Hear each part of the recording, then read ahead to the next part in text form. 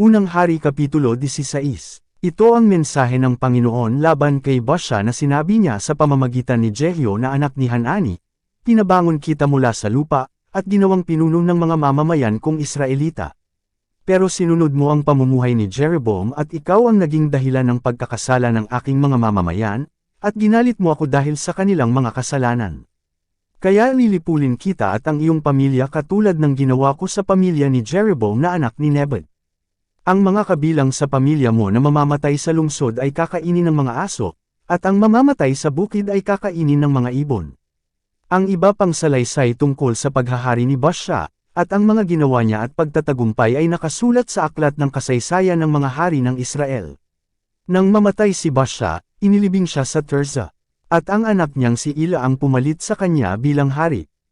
Ang mensaheng iyon ng Panginoon laban kay Baasha at sa pamilya niya ay sinabi ng Panginoon sa pamamagitan ng propetang si Jehu na anak ni Hanani. Sinabi iyon ng Panginoon dahil sa lahat ng masasamang ginawa nito sa paningin ng Panginoon. Ginalit niya ang Panginoon dahil sa mga ginawa niya na katulad ng ginawa ng pamilya ni Jeroboam, at dahil sa kanyang pagpatay sa buong pamilya ni Jeroboam. Ang paghahari ni Ela sa Israel. Naging hari ng Israel si Ela na anak ni Baasha noong ika-26 na taon ng paghahari ni Asa sa Juda. Sa Tirzah siya tumira, at naghari siya sa loob ng 2 taon. Si Zimri, na isa sa mga opisyal niya at kumander ng kalahati ng kanyang mga ngarwahe ay nagbalak ng masama laban sa kanya. Isang araw, naglasing si Ela sa Tirzah, sa bahay ni Arsa na siyang tagapamahala ng palasyo roon. Pumasok si Zimri sa bahay at pinatay niya si Ela. Nangyari ito noong ika-27 taon ng paghahari ni Asa sa Juda. At si Zimri ang pumalit kay Ela bilang hari. Nang magsimulang maghari si Zimri, pinagpapatay niya ang buong pamilya ni Baasha. Wala siyang itinirang lalaki, kahit sa mga kamag-anak at mga kaibigan ni Baasha.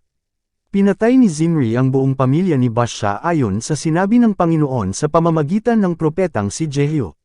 Sapagkat ginalit ni Baasha at ng anak niyang si Ela ang Panginoon, ang Diyos ng Israel, dahil sa mga kasalanang ginawa nila na naging dahilan ng pagkakasala ng mga Israelita sa pamamagitan ng pagsamba sa walang kwentang mga Diyos-dayosan. Ang iba pang salaysay tungkol sa paghahari ni Ela, at ang lahat ng ginawa niya ay nakasulat sa aklat ng kasaysayan ng mga hari ng Israel. Ang paghahari ni Zimri sa Israel. Naging hari ng Israel si Zimri noong ika-27 taon ng paghahari ni Asa sa Juda. Doon siya tumira sa Tirzah, pero 7 araw lang ang itinagal ng paghahari niya. Habang nagkakampo ang mga sundalo ng Israel malapit sa Gibeton na isang bayan ng mga Filisteo, nabalitaan nila na pinatay ni Zimri ang hari. Kaya ng araw ding iyon sa kampo, ginawa nilang hari ng Israel si Omri. Si Omri ang commander ng mga sundalo ng Israel. Umalis agad sa Gibeton si Omri at ang mga lahat ng kasama niyang mga Israelita, at sinalakay nila ang Tirzah. Nang makita ni Zimri na naaagaw na ang lungsod, pumunta siya sa tore ng palasyo at sinunog ang paligid nito, kaya namatay siya. Nangyari ito dahil sa mga kasalanang ginawa niya. Masama ang ginawa niya sa paningin ng Panginoon, at sumunod siya sa pamumuhay ni Jeroboam at sa kasalanan na ginawa nito, na naging dahilan ng pagkakasala ng mga Israelita. Ang iba pang salaysay tungkol sa paghahari ni Zimri at ang tungkol sa pagrerebelde niya ay nakasulat sa aklat ng kasaysayan ng mga hari ng Israel. Ang paghahari ni Omri sa Israel. Nahati ang mga mamamayan ng Israel sa 2 grupo. Ang isang grupo ay gustong maging hari si Tibni na anak ni Gineat, at ang isang grupo naman ay gusto si Omri. Pero mas malakas ang mga pumapanig kay Omri kaysa sa mga pumapanig kay Tibni na anak ni Gineat. Napatay si Tibni, at si Omri ang naging hari. Sumunod na naghari si Omri sa Israel noong ika-31 taon ng paghahari ni Asa sa Juda. Naghari siya sa loob ng 12 taon, ang 6 na taon nito ay doon sa Tirzah. Binili niya kay Shemer ang bundok ng Samaria ng 70 kilong pilak, at pinatayuan niya ito ng lungsod. Pagkatapos, pinangalanan niya itong lungsod ng Samaria, mula sa pangalan ni Shemer na siyang dating nagmamay-ari ng bundok. Masama ang ginawa ni Omri sa paningin ng Panginoon, at nagkasala siya ng higit pa sa mga hari na nauna sa kanya. Sumunod siya sa pamumuhay ni Jeroboam na anak ni Nebat at sa kasalanan na ginawa nito, na naging dahilan ng pagkakasala ng mga Israelita, sa pamamagitan ng pagsamba sa mga walang kwentang mga Diyos-dayosan. Kaya ginalit nila ang Panginoon, ang Diyos ng Israel.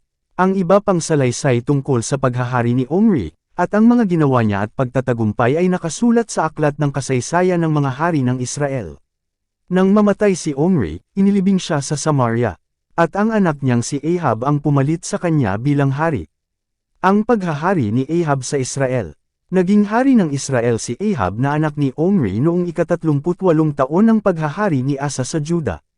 Sa Samaria siya tumira, at naghari siya sa loob ng 22 taon.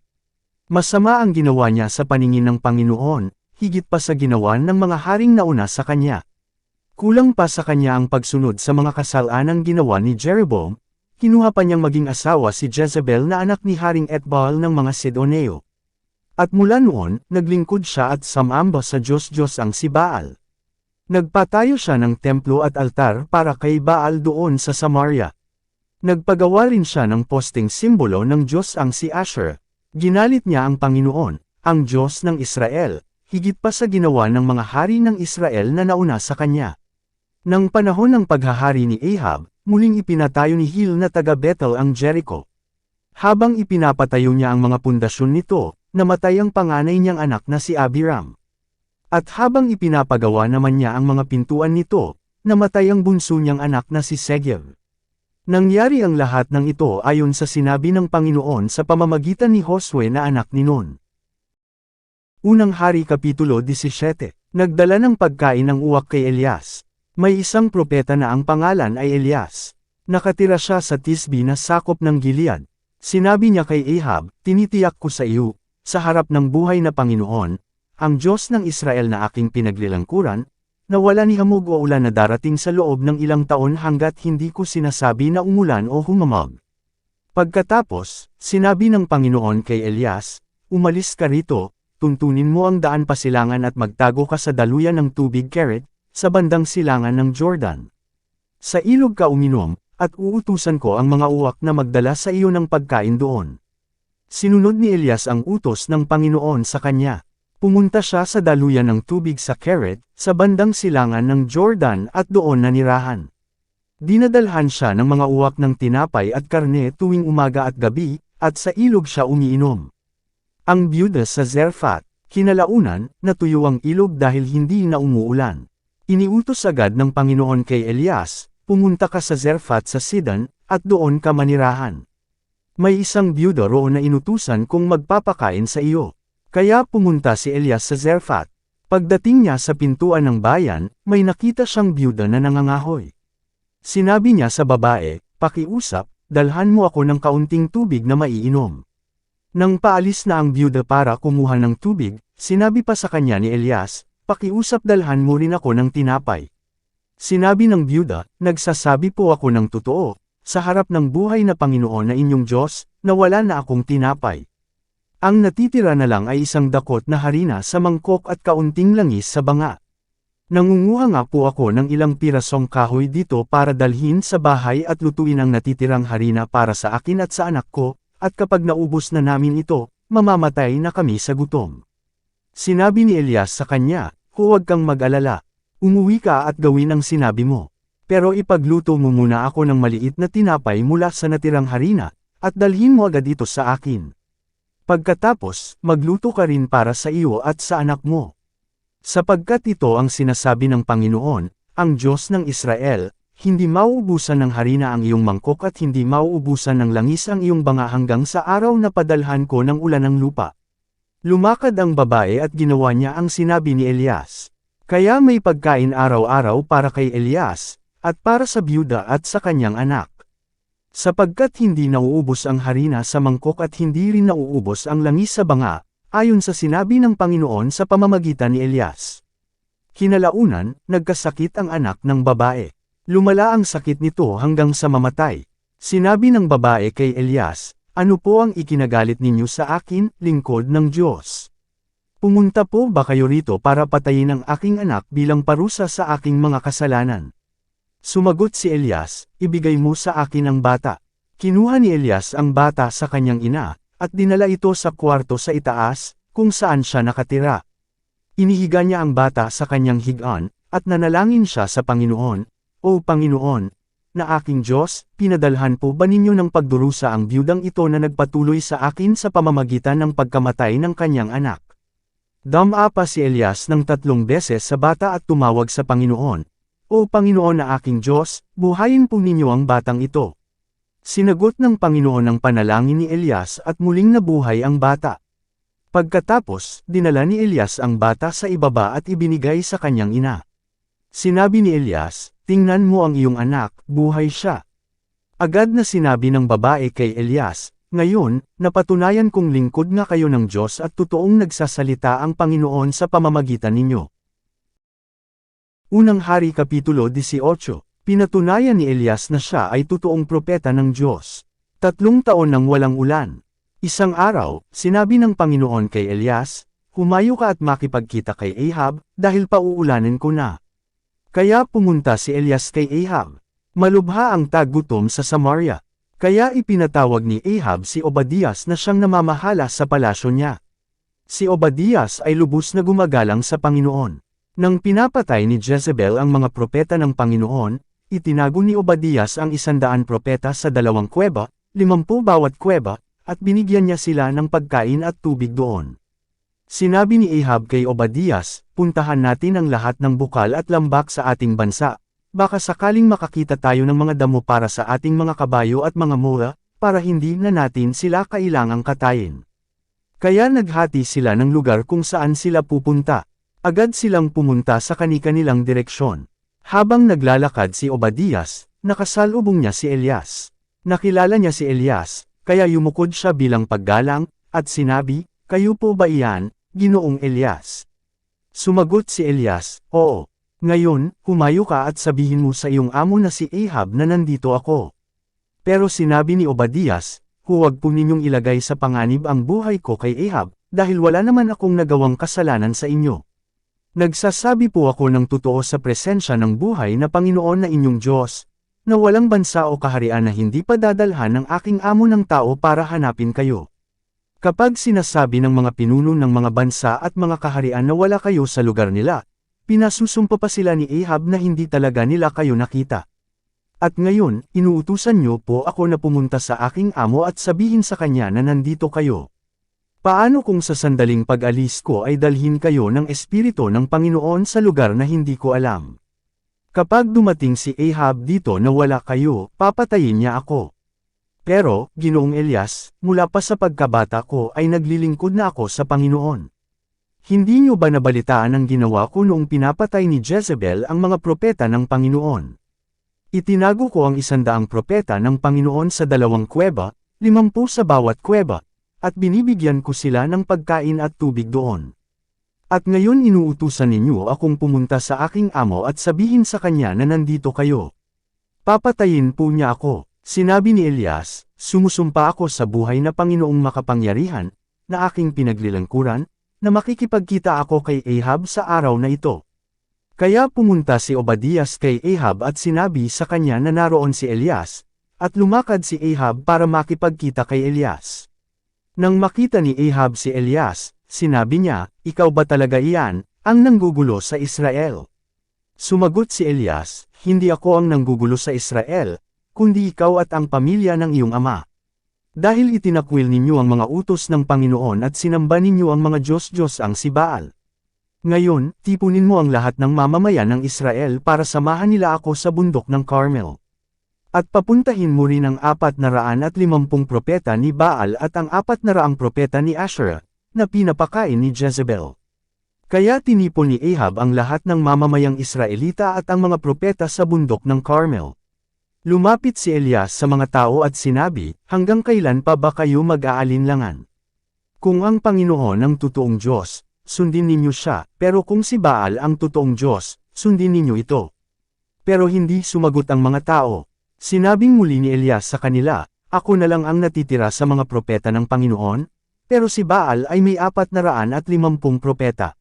Ngayon, dalhan ninyo kami ng 2 toro." Pagkatapos, pumili ang mga propeta ni Baal ng kanilang kakatayin at ilagay ito sa ibabaw ng gatong, pero hindi ito sisindihan. Ganoon din ang gagawin ko sa 1 toro, ilalagay ko rin ito sa ibabaw ng gatong at hindi ko rin ito sisindihan. Pagkatapos, manalangin kayo sa inyong Diyos. At mananalangin din ako sa Panginoon. Ang sisigot sa pamamagitan ng apoy ang siyang totoong Diyos. At sumang-ayon ang mga tao. Sinabi ni Elias sa mga propeta ni Baal, kayo ang mauna dahil marami kayo. Mamili kayo ng isang toro at ihanda ninyo. Manalangin na kayo sa inyong Diyos, pero huwag ninyong sisindihan ang gatong. Kaya kinuha ng mga propeta ni Baal ang toro na dinala sa kanila, at inihanda ito. Pagkatapos, nanalangin sila kay Baal mula umaga hanggang tanghali. Sumigaw sila, O Baal, sagutin mo kami. Sumayaw-sayaw pa sila sa paligid ng altar na ginawa nila. Pero walang sumagot. Nang tanghaling tapat na, ininsulto na sila ni Elias. Sabi niya, sige lakasan niyo pa ang pagsigaw, Diyos naman siya. Baka nagbubulay-bilay lang siya, o nagpapahinga, o may pinuntahan, o nakatulog at kailangang gisingin. Kaya sumigaw pa sila ng malakas at sinugitan ang mga katawan nila ng sibat at espada ayon sa kinaugalian nila, hanggang sa damanak ang dugo. Lumipas ang tanghali, tuloy-tuloy pa rin ang pagsigaw nila hanggang lumampas na ang takdang oras ng paghahandog, pero wala pa ring sumagot sa kanila. Nagsalita si Elias sa lahat ng tao, lumapit kayo sa akin. At nagsilapit ang mga tao sa kanya. Inayos niya ang altar ng Panginoon na nag-iba. Kumuha siya ng 12 bato na sumisimbolo ng 12 lahi ng mga anak ni Jacob, ang tao na pinangalanan ng Panginoon na Israel.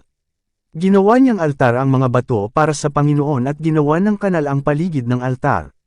Ang kanal ay kayang malagyan ng 30 butil. Iniayos niya ng mabuti ang panggatong sa altar, kinatay ang toro at inilapag ito sa ibabaw ng gatong.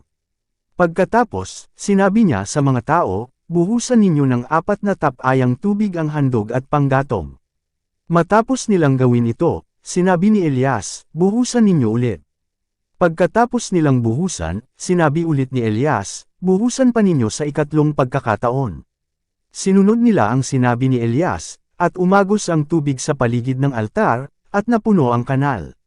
Nang oras na ng paghahandog, lumapit si Propeta Elias sa altar at nanalangin. Sinabi niya, Panginoon, Diyos ni Abraham, ni Isaac at ni Jacob, patunayan ninyo sa araw na ito, na kayo ang Diyos ng Israel at ako ang inyong lingkod, at ginawa ko ang lahat ng ito ayon sa utos ninyo. Panginoon, dinggin niyo po ako, para malaman ng mga tao na kayo ang Panginoon, ang Diyos, at nais niyo silang magbalik loob sa inyo. Dumating agad ang apoy na galing sa Panginoon, at sinunog nito ang handog, ang gatong, ang mga bato at ang lupa, at natuyo ang kanal. Nang makita ito ng lahat ng tao, nagpatira pa sila at sinabi, ang Panginoon ang siyang Diyos. Ang Panginoon ang siyang Diyos.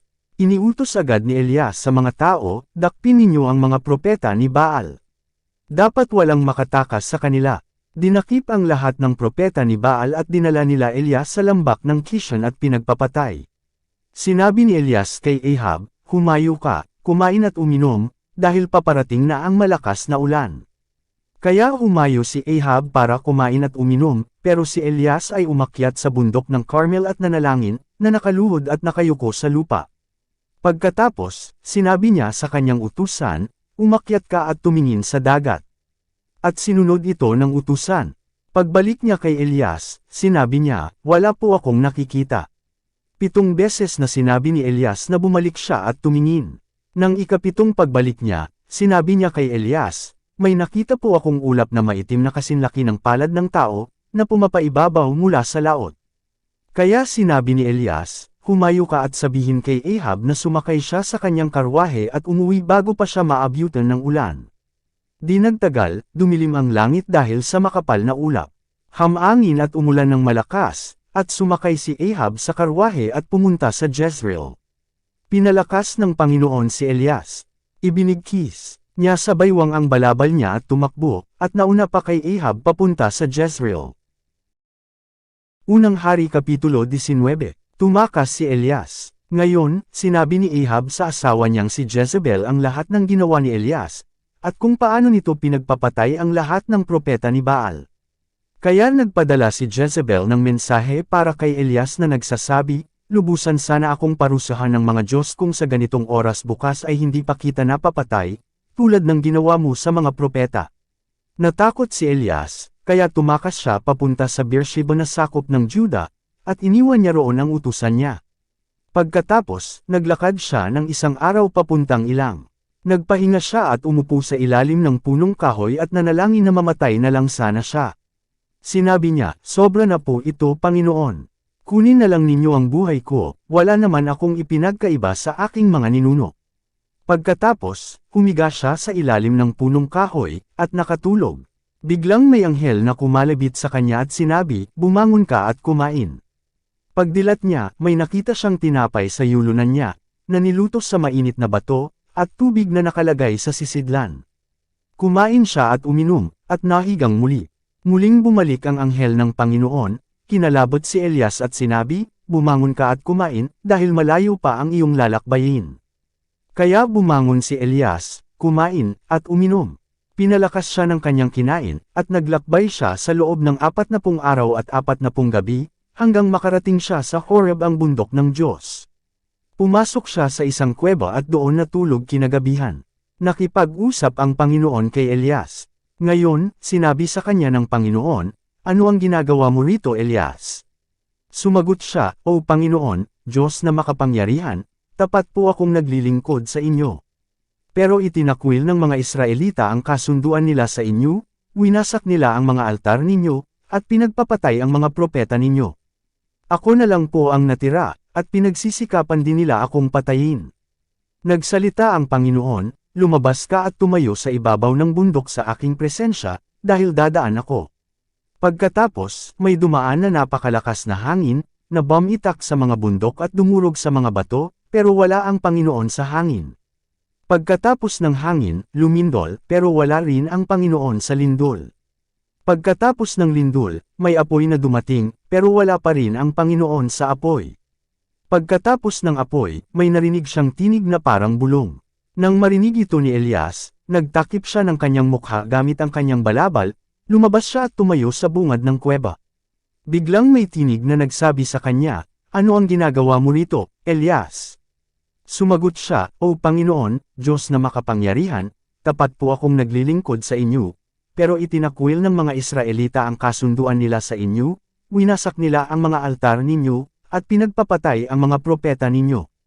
Ako na lang po ang natitira, at pinagsisikapan din nila akong patayin. Nagsalita ang Panginoon sa kanya, bumalik ka sa iyong dinaanan, at pumunta sa ilang ng Damascus. Pagdating mo roon, pairan mo ng langis si Hazael bilang pagkilala na siya na ang hari ng Aram. Pairan mo rin si Jehu na anak ni Nimzi bilang hari ng Israel, at si Eliseo na anak ni Shaphat, na taga Abel Merola, para pumalit sa iyo bilang propeta. Papatayin ni Hazael ang mga sumasamba kay Baal. Ang makakatakas sa kanya ay papatayin ni Jehu, at ang makakatakas kay Jehu ay papatayin ni Eliseo. Pero ililigtas ko ang 7,000 Israelita na hindi lumuhod at humulik sa imahen ni Baal. Ang pagtawag kay Eliseo, umalis doon si Elias at nakita niya si Eliseo na anak ni Shaphat, na nag-aararo. May 11 pares na baka sa unahan niya na gamit ng kanyang mga kasama sa pag-aararo, at gamit naman niya ang 12 pares ng baka. Lumapit si Elias sa kanya, hinubad ang kanyang balabal at pinasa ito kay Eliseo. Iniwan ni Eliseo ang mga baka at hinabol si Elias. Sinabi ni Eliseo, hahalik po muna ako sa aking ama at ina bilang pamamaalam at saka po ako sasama sa inyo. Sumagot si Elias, sige, pero huwag mong kalimutan ang ginawa ko sa iyo. Bumalik si Eliseo, kinuha ang kanyang mga baka, at kinatay. Ginawa niyang panggatong sa pagluluto ng karne ng mga baka ang mga kagamitan sa pag-aararo. Pagkaluto, binigyan niya ang kanyang mga kasamang nag-aararo, at kumain silang lahat. At agad siyang sumunod kay Elias para maging lingkod nito. Unang Hari Kapitulo 20, Nilusob ni Ben-Hadad ang Samaria. Ngayon, tinipon ni Haring Ben-Hadad ng Aram ang lahat ng sundalo niya para makipaglaban. Sumama sa kanila ang 32 hari na kakampi ni Ben-Hadad na may mga kabayo at mga karwahe. At umalis sila para lusubin ang Samaria. Nagsugo si Ben-Hadad ng mga mensahero sa Samaria para iparating ang mensaheng ito kay Haring Ahab ng Israel. Ito ang ipinapasabi ni Ben-Hadad, ang iyong mga pilak at ginto ay akin, at ang iyong mga asawa at ang iyong mabubuting anak ay akin din. Sinagot siya ni Haring Ahab ng Israel, ayon nga sa sinabi mo, mahal na hari, ako at ang lahat ng akin ay iyo. Muling bumalik ang mga mensahero kay Ahab at sinabi, ito ang ipinapasabi ni Ben-Hadad, sinabi ko na sa iyo na ibigay mo sa akin ang iyong mga pilak, ginto, mga asawa at anak. Pero bukas sa ganito ring oras, papupuntahin ko riyan ang mga opisyal ko para maghalughog sa palasyo mo at sa mga bahay ng iyong mga opisyal. Kukunin nila ang lahat ng itinuturing mong mahalaga. Ipinatawag ng hari ng Israel ang lahat ng tagapamahala ng Israel, at sinabi, naghahanap talaga ng paraan si Ben-Hadad na wasakin tayo. Pumayag na nga ako nang hilingin niya ang aking mga asawa, mga anak, mga pilak at ginto. Sumagot ang mga tagapamahala at ang mga tao, huwag po kayong papayag sa mga hinihiling niya. Kaya sinabihan niya ang mga mensahero ni Ben-Hadad, sabihin ninyo sa mahal na hari na ibibigay ko ang kanyang unang kahilingan, pero ang ikalawa ay hindi ko na maibibigay. Nagsiuwi ang mga mensahero at sinabi kay Ben-Hadad ang sagot ni Ahab.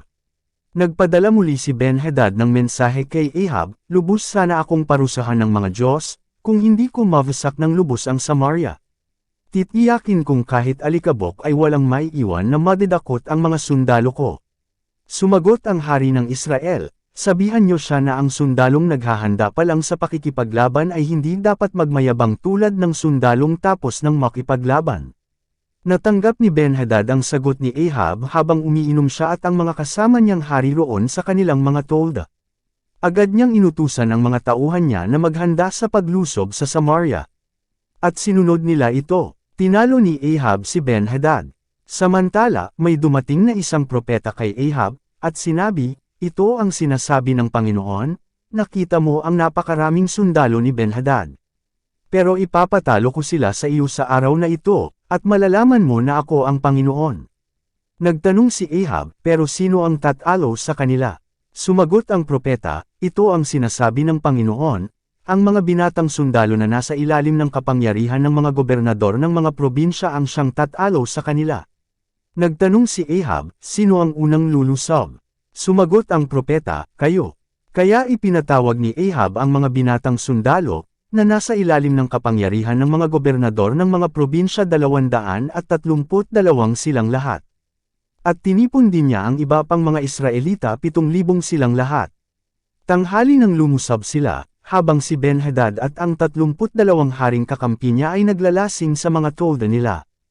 Ang unang lumusab ay ang mga binatang sundalo. Ngayon, ang mga especially iyang ipinadala ni Ben-Hadad sa Samaria ay nagsabi sa kanya, may mga sundalo pong papunta rito mula sa Samaria. Sinabi ni Ben-Hadad, hulihin niyo sila. Kahit anong pakay nila rito, makipaglaban man o makipag-ayos. Ang mga binatang sundalo ang nangunguna sa mga sundalo ng Israel. Ang bawat isa'y pinatay ang kanyang kalaban. Kaya tumakas ang ibang mga sundalo ng Aram, at hinabol sila ng mga Israelita.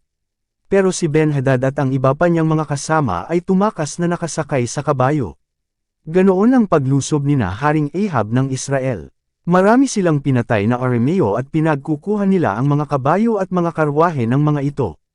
Pagkatapos nito, lumapit ang propeta sa hari ng Israel, at sinabi, maghanda kayo at magplano ng mabuti, dahil lulusob pong muli ang hari ng Aram sa susunod na taon. Samantala, sinabi ng mga opisyal ng hari ng Aram sa kanya, ang Diyos ng mga Israelita ay Diyos ng mga bundok, iyan ang dahilan ng kanilang pagwawagi. Pero kung makikipaglaban tayo sa kanila sa kapatagan, siguradong matatalo natin sila. Ito ang kailangan ninyong gawin, alisin ninyo ang 32 hari sa kanilang katungkulan, at ipalit sa kanila ang mga commander. Pagkatapos, magtipon kayo ng mga sundalo, mga kabayo, at mga karwahe na kasendami ng mga nawala noon. Makipaglaban tayo sa mga Israelita sa kapatagan, at tiyak na matatalo natin sila. Pumayag si Ben-Hadad, at ginawa niya ito. Nang sumunod na taon, tinipon ni Ben-Hadad ang mga Arameo, at pumunta sila sa lungsod ng Afak para makipaglaban sa mga Israelita. Nagtipon din ang mga Israelita, naghanda ng kanilang mga pangangailangan, at lumabas para makipaglaban sa mga Arameo. Nagkampo sila na paarap sa kampo ng mga Arameo, pero katulad lang sila ng dalawang maliliit na pulutong ng mga kambing kung ikukumpara sa mga Arameo na nakakalat sa kapatagan. Pumunta ang lingkod ng Diyos sa hari ng Israel, at sinabi, ito po ang sinasabi ng Panginoon, inaakala ng mga Arameo na Diyos ako ng mga bundok at hindi Diyos ng mga lambak, kaya ipapatalo ko sa iyo ang napakarami nilang sundalo para malaman ninyo na ako ang siyang Panginoon. Nagkampo ang mga Israelita at ang mga Arameo na magkaharap sa loob ng 7 araw. At naglaban sila ng ika-7 araw. Sa isang araw lang, nakapatay ang mga Israelita ng 100,000 sundalong Arameo. Ang mga natirang Arameo ay nagsitakas sa lungsod ng Afek, kung saan ang 27,000 sa kanila ay nabagsakan ng pader ng lungsod. Tumakas din doon si Ben-Hadad at nagtago sa kasulok-sulokang kwarto ng bahay. Sinabi sa kanya ng kanyang mga opisyal, narinig po namin na maawain daw ang mga hari ng Israel. Kaya pupunta kami sa hari ng Israel, magsusuot ng sako at magtatali ng lubad sa aming mga ulo. Baka sakaling hindi kanya patayin. Kaya nagsuot sila ng sako at tinalian nila ng lubad ang kanilang ulo. Pagkatapos, pumunta sila sa hari ng Israel, at sinabi, ang inyo pong lingkod na si Ben-Hadad ay humihiling na kung maaari, huwag niyo siyang patayin. Sumagot ang hari, buhay pa pala siya. Para ko na siyang kapatid. Itinuring ng mga opisyal ang sagot ng hari na isang palatandaan na may pag-asa sila. Kaya agad naman nilang sinabi na, opo, si Ben-Hadad ay para na ninyong kapatid. Sinabi ng hari, dalhin ninyo siya sa akin. Pagdating ni Ben-Hadad, pinasakay siya ni Ahab sa kanyang karwahe. Sinabi ni Ben-Hadad kay Ahab, isasauli ko sa iyo ang mga lungsod na inagaw ng aking ama sa iyong ama. At maaari kang magpatayo ng mga tindahan sa Damascus, katulad ng ginawa ng aking ama sa Samaria. Tugon ni Ahab, sa alok mong ito, pakakawalan kita. Kaya gumawa sila ng kasunduan, at pinaalis siya ni Ahab. Samantala, may isang taong kabilang sa samahan ng mga propeta ang inutusan ng Panginoon para sabihin ito sa kasama niya, sige saktan mo ako. Pero tumanggi ang kasama niya na saktan siya. Kaya sinabi niya sa kanyang kasama, dahil hindi mo sinunod ang Panginoon, papatayin ka ng leon pag-alis mo rito. Pag-alis nga ng kasama niya, nakita siya ng isang leon at pinatay. May nakita namang isang tao ang propeta at sinabi niya, saktan mo ako. Kaya sinaktan siya nito at nasugatan siya. Pagkatapos, lumakad ang propeta at tumayo sa daan para hintayin na dumaan ang hari ng Israel.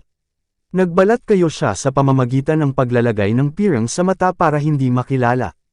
Pagdaan ng hari, sumigaw ang propeta sa kanya, mahal na hari, sumama po ako sa labanan, at doon ay may taong nagdala sa akin ng bihag at sinabi, bantayan mo ang taong ito. Kapag nakatakas siya, papatayin ka o pagbabayaran ng 35 kilong pilak. Pero naging abala po ako sa ibang mga gawain kaya nakatakas ang bihag. Sinabi ng hari, dapat kang ang parusahan ayon sa sinabi mo. Tinanggal ng propeta ang pirang sa kanyang mga mata, at nakilala siya ng hari ng Israel na isa siyang propeta. Sinabi niya sa hari, ito ang sinasabi ng Panginoon, dahil sa pinakawalan mo ang taong sinasabi ko na dapat patayin, ikaw ang papatayin bilang kapalit niya at papatayin din ang iyong mga tauhan bilang kapalit ng kanyang mga tauhan. Umuwing malungkot at galit ang hari ng Israel sa palasyo niya sa Samaria.